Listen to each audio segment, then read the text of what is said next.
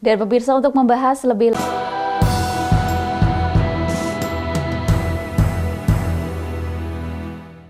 Bayinah, Ketua Umum Pimpinan Pusat Aisyah periode 2022-2027 yang dipandu oleh rekan kami Ihsan Marsha. Ya pemirsa, Berita TVmu dimanapun Anda berada, saat ini saya bersama Ibunda Salma Rubainah, Ketua Umum Pimpinan Pusat Aisyah periode 2022-2027 yang baru saja dilantik untuk beberapa waktu lalu dalam prosesi Muktamar Muhammadiyah dan Aisyah ke-48 di Solo, Jawa Tengah. Dan langsung saja kita sapa. Assalamualaikum Bunda. Waalaikumsalam, Mas Apa kabar, Ihsan? Bunda? Alhamdulillah. Alhamdulillah. Selamat Bunda untuk perhelatan Muktamar Aisyah dan juga Bunda menjadi nahkoda saat ini untuk pimpinan Pusat Aisyah untuk 5 tahun ke depan. Ya, Nah, sedikit kita bicara tentang prosesi Muktamar kemarin Bunda. Mungkin bisa ceritakan sedikit hasil-hasil yang dihadirkan dalam prosesi Muktamar Aisyah kemarin. Ya, baik Mas Ihsan. Jadi Muktamar Aisyah kemarin itu dihadiri 1.930 peserta, ditambah ada peninjau, ya. Kemudian juga ditambah ada dari majelis itu 14. Jadi totalnya itu adalah 1.944. Itu ada anggota, ada peserta, ada peninjau, gitu ya. Itu yang hadir untuk yang hadir ya. Jadi kalau yang 1.930 itu mereka punya hak suara. Nah, hak pilih juga. Ya. Tapi yang 14 hanya sebagai peserta, tidak punya hak pilih. Nah. Masya Allah, kita melihat prosesi Muktamar Aisyah luar biasa, khidmat dengan begitu damai dan juga dinamika yang Masya Allah. Tentu ini menjadi bagian dari penguatan bagaimana bermuktamarnya Aisyah dan Muhammadiyah, Bunda. Nah, berkaitan dengan hasilnya, Bunda, apa saja mungkin putusan-putusan strategis yang dihasilkan di antaranya seperti apa, Bunda? Ya, sebenarnya ada 4 hal hasil keputusan muktamar kemarin itu ya. Yang pertama sih internal, menerima laporan pelaksanaan program periode yang lalu. Kemudian yang kedua adalah kita menetapkan 10 isu strategis ya. Ada climate change, ada literasi nasional, ada perdamaian dan persatuan gitu ya. Kemudian banyak ya, 10 ya, antara lain itu. Kemudian yang ketiga kita menetapkan rancangan program. Ya, PP Aisyah 5 tahun ke depan. Jadi 2022-2027. Nah, jadi ini luar biasa loh ya Mas ya. Mungkin kalau mungkin di prodi, di universitas, di fakultas itu kan program itu disusun oleh mereka yang baru. Misalnya dekan terpilih. Kalau kita kan enggak tuh, kita udah menyiapkan program untuk periode ke depan. Jadi yang melaksanakan program saya ini sangat dibantu karena sudah disusun program-program 5 tahun ke depan. Dan program ini nanti akan kita turunkan juga ke wilayah gitu. Jadi wilayah pun juga tidak perlu membuat program baru.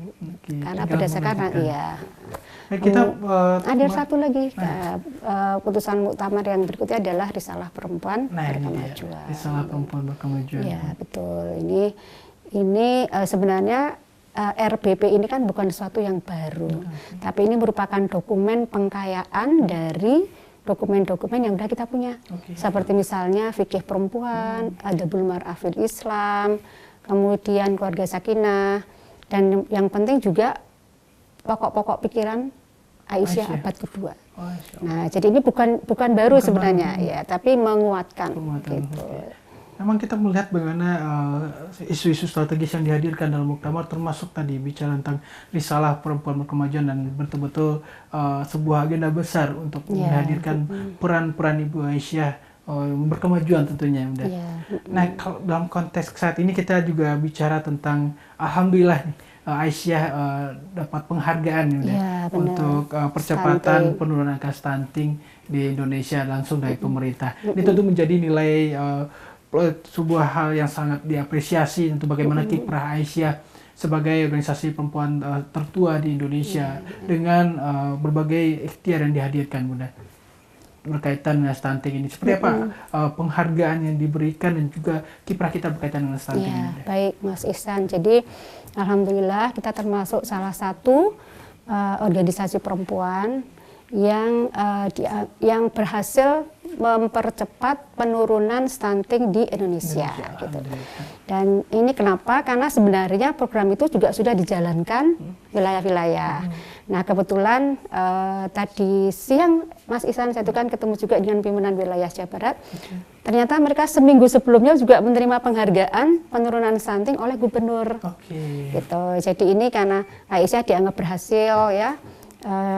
Menggerakkan seluruh Aisyah di Indonesia untuk membantu pemerintah dalam mempercepat penurunan stunting di Indonesia. Nah, program yang sudah kita jalankan itu antara lain kita mendirikan rumah gizi, untuk anak. Jadi memberikan asupan gizi kepada mereka. Kemudian kita juga melakukan edukasi, membuat edukasi tentang stunting di media massa, kemudian juga melakukan penelitian tentang stunting gitu ya. Jadi kita melakukan itu semua ya dalam rangka juga untuk menekan penurunan stunting di Indonesia. Karena masalah stunting ini kan masalah untuk mencetak generasi juga di masa yang akan datang gitu ya.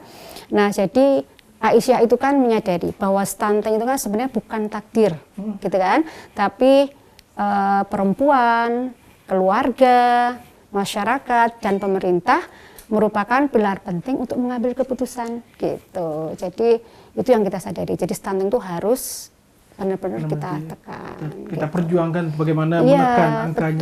Betul, untuk mencetak generasi emas 2045. Amin, insya Allah. Artinya tadi seperti yang Bunda sampaikan, ikhtiar itu tidak hanya bagaimana membangun rumah gizi, memberikan gizi yang terbaik untuk anak, tapi lebih lintas sektor. Tadi juga berkaitan dengan bagaimana media informasi. Betul. Itu luar biasa. Itu apa saja mungkin sedikit bisa dicontohkan Bunda?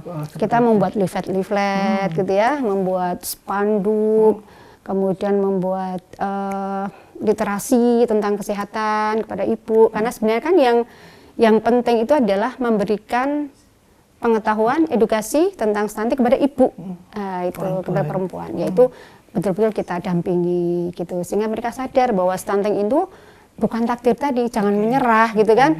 Kalau kita mau berusaha ya, insya Allah itu akan cepat tertangani dan itu kita banyak melakukan hal ini insya Allah. Masya Allah, Alhamdulillah pimpinan pusat Aisyah meraih penghargaan dari pemerintah. Nah tentu ini menjadi sebuah penguatan dari ikhtiar kita menekan angka stunting. Lantas seperti apa tantangan ke depan Bunda berkaitan dengan menekan angka stunting? Karena ini menjadi tentu agenda besar bagi pimpinan pusat Aisyah untuk terus memperjuangkan demi mewujudkan tadi generasi emas 2045 tadi. Ya tantangannya itu adalah sebenarnya banyak juga ibu-ibu tuh yang belum paham gitu ya.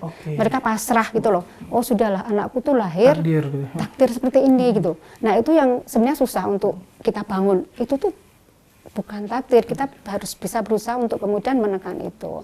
Tuh, jadi kemudian juga memang ada beberapa yang kondisi misalnya keluarga itu stunting, kondisi ekonominya kan juga, nah itu kita dorong gitu ya, kita beri penguatan di bidang itu sehingga mereka juga punya kesadaran yang tinggi, well educated tentang stunting. Kemudian kita juga support ya untuk kemudian bangkit. Betul, ya. Masya Allah. Dan kita melihat tentu stunting ini menjadi satu di antara sekian banyak agenda besar yang dihadirkan oleh pimpinan pusat Aisyah untuk membangun keluarga, membangun bangsa, membangun perempuan di tanah air. Mungkin selain stunting apa saja Bunda? Mungkin beberapa mungkin ikhtiar-ikhtiar yang dihadirkan untuk kemarin yang kita bangun juga itu adalah gerakan lumbung hidup gitu. Jadi ya menanam 5 juta tanaman. Jadi ini untuk juga membangkitkan ekonomi gitu. Jadi kita tanam yang kita tanam itu yang kita konsumsi. Kemudian ya itu sudah masif gitu ya. Semuanya juga melaksanakan dan itu sangat membantu Mas Ihsan ya.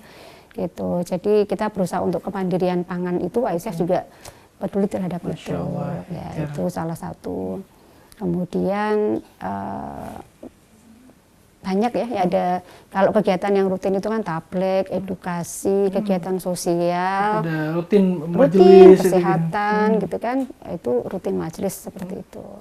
Ya, kita lihat juga bagaimana seperti agenda besar tadi, risalah perempuan berkemajuan itu udah bicara soal ikhtiar-ikhtiar yang dihadirkan untuk perempuan atau ibu-ibu Aisyah, untuk perempuan Indonesia khususnya. Betul. Bicara soal fikih tadi, fikih perempuan. Betul. Itu Jadi kita cakupan begitu luas sebenarnya. Luas. Jadi intinya kita ingin bahwa perempuan Aisyah dan tentunya perempuan semuanya Indonesia itu harus punya, harus maju. Artinya dia harus punya apa ya Mas ya, punya kesempatan yang sama untuk maju bersama bapak-bapak tanpa ada tekanan, tanpa ada diskriminasi, ya gitu, sama gitu. Jadi semua perempuan, laki-laki itu punya kesempatan yang sama untuk melakukan kebaikan gitu kan.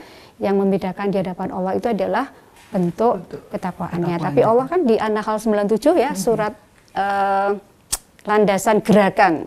Aisyah kan An-Nahl 97 itu kan menyampaikan bahwa perempuan dan laki-laki itu adalah semuanya mempunyai kesempatan yang sama untuk berbuat baik dan Allah akan memberikan pahala yang di luar yang kita lebih dari apa yang kita duga. Nah, itu dasarnya seperti itu ya. Menjadi dasar kekuatan dan juga ikhtiar. Dasar gerakan Aisyah.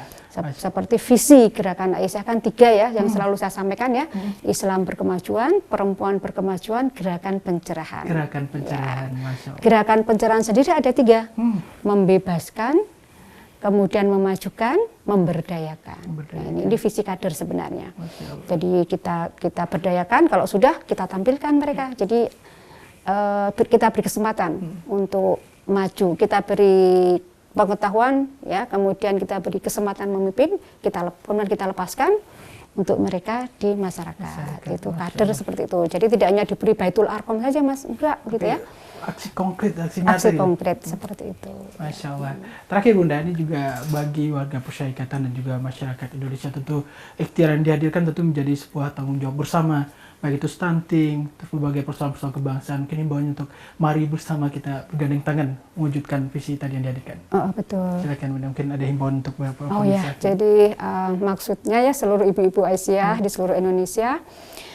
Pertama, kami bahagia sekali ya mewakili keluarga besar Aisyah itu menerima penghargaan dari pemerintah. Ini suatu penghargaan yang luar biasa.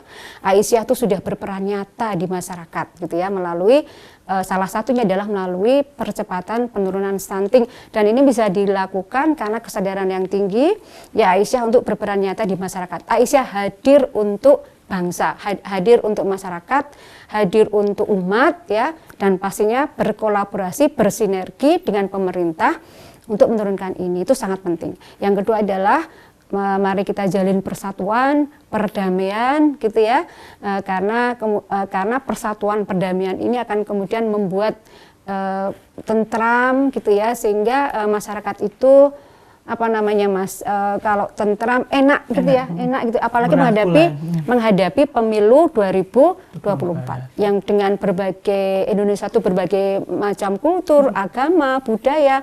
Mari kita saling bersatu padu untuk mewujudkan nanti pemilu yang berkeadaban. Itu sangat penting gitu. Masya Allah, bisa menjadi ikhtiar bersama untuk kita untuk sama-sama membangun Indonesia yang berkemajuan tentunya. Yang berkemajuan. Pemilu yang berkeadaban. Pemilu yang berkeadaban, Masya Allah. Terima kasih Bunda atas waktu dan kesempatannya, tentu menjadi catatan untuk kita semuanya untuk bergandeng tangan, warga Persyarikatan dan seluruh warga bangsa untuk sama-sama memajukan Indonesia. Termasuk tadi yang untuk kontestasi pemilu yang berkeadaban. Betul, sangat betul. Ya, pemirsa, demikian diskusi kita bersama Ibunda Salma Hurbainah, Ketua Umum Pimpinan Pusat Aisyah periode 2022-2027. Saya Samarsya, kembali ke studio.